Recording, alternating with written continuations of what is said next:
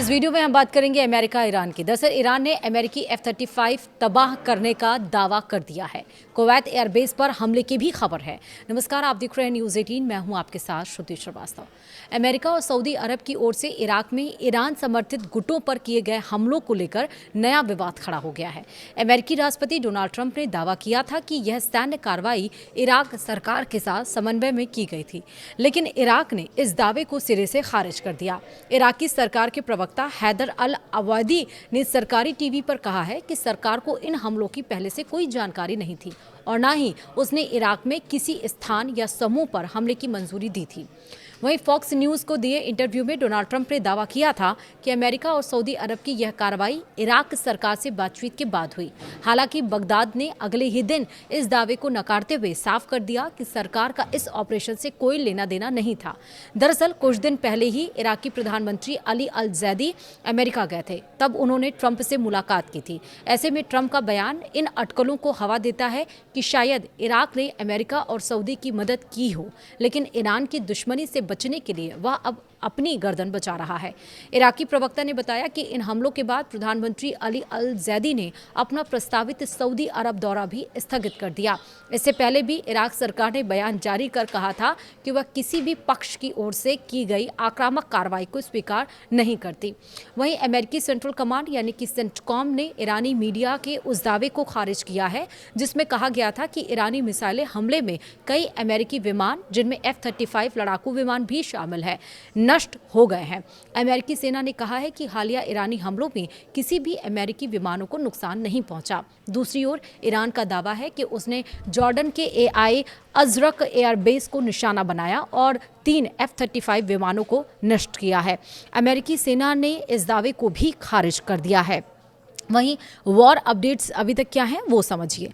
पहला है कि सिडनी स्थित स्वतंत्र पत्रकार और द पैलेस्टाइन लेबोरेटरी के लेखक एंटनी लोवेनस्टीन का कहना है कि गाजा में लड़ाई रुकना जरूरी है, लेकिन यह अब भी स्पष्ट नहीं है कि भविष्य में वहां का प्रशासन कौन चलाएगा। उन्होंने कहा कि इस समझौते को लेकर सतर्क रहना ही नहीं बल्कि संदेह बनाए रखने भी जरूरी है। अल जजीरा से बातचीत में लोवेनस्टीन ने कहा है कि बोर्ड ऑफ पीस सिर्फ डोनाल्ड ट्रंप की नहीं बल्कि उनके दामाद जेरेड कुशनर की भी पहल का हिस्सा है। उनके मुताबिक गाजा को लेकर कुशनर की सोच पर कई सवाल उठ रहे हैं। वहीं लेबनान की नेशनल न्यूज़ एजेंसी NNA के मुताबिक इजराइल ने आधी रात के दरमियान दक्षिणी लेबनान के योहमोर अल शफीक और अरनौन और कफर तेबनीत इलाकों में बड़े पैमाने पर विस्फोट किए हैं। रिपोर्ट के अनुसार धमाकों की आवाज़ पूरे दक्षिणी लेबनान में सुनाई दी और इनके झटके इक्लिम अल खरब्बू तथा हाल्दे तक महसूस किए गए हैं। रिपोर्ट में कहा गया है कि मर्ज़ायोन जिले में ब्यूफोर्ट कैसल के पास हुए तेज विस्फोटों से नज़दीकी अल कलाइया कस्बे के घरों की खिड़कियां टूट गई हैं और कई मकानों को नुकसान पहुंचा। स्थानीय लोगों ने तेज धमाकों के साथ पूरे इलाके में बारूद की गंध महसूस होने की बात कही है। वहीं रिपोर्ट के मुताबिक कब्जे वाले वेस्ट बैंक में नाब्लूस के दक्षिण स्थित ताल कस्बे में दर्जनों इजरायली बस्तीवासी इजरायली सुरक्षा बलों की मौजूदगी में दाखिल हुए। मौके से सामने आए वीडियो में समूह के साथ हथियारबंद बस्तीवासी भी नजर आने का दावा किया गया। रिपोर्ट में कहा गया है कि इजरायली सुरक्षा बलों की सुरक्षा के बीच बस्तीवासी कस्बे में पहुंचे। फिलहाल इस घटना के दरमियान किसी नए टकराव या नुकसान की आधिकारिक जानकारी सामने नहीं आई है। वहीं ईरानी सेना ने दावा किया है कि उसने कुवैत के अहमद अल जाबेर एयरबेस स्थित अमेरिकी सैन्य ठिकानों पर ड्रोन हमला किया है। तस्नीम न्यूज़ एजेंसी के मुताबिक ईरानी सेना ने कहा कि यह कार्रवाई हालिया अमेरिकी हमलों के जवाब में की गई। बयान में यह दावा किया गया है कि ड्रोन हमले में एयरबेस के हैंगर, सैटेलाइट संचार प्रणाली और उपकरणों को गोदामों को निशाना बनाया गया। ईरानी सेना के अनुसार यह हमला केशम द्वीप पर एक रिहायशी मकान पर हुए अमेरिकी हमले के जवाब में किया गया। वहीं रॉयटर्स द्वारा उद्धृत क्लेपर शिपिंग डाटा के मुताबिक गुरुवार को बाब अल मंदेब जल डमरू मध्य से कुल 25 वाणिज्यिक मालवाहक जहाज गुजरे।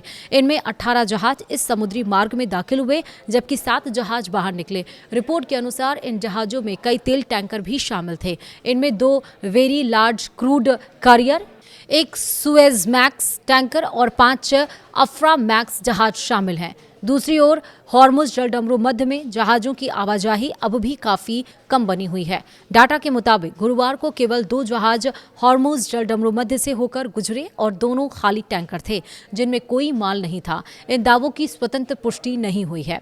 वहीं यूनिवर्सिटी ऑफ सैन फ्रांसिस्को में मिडिल ईस्टर्न स्टडीज के चेयर स्टीफन जून्स का कहना है कि हमास के पास अब गजा बोर्ड ऑफ पीस के प्रस्तावित समझौते को स्वीकार करने के अलावा बहुत कम विकल्प बचे हैं। उनके मुताबिक यह समझौता हमास के लिए सम्मान बचाने का एक अवसर साबित हो सकता है।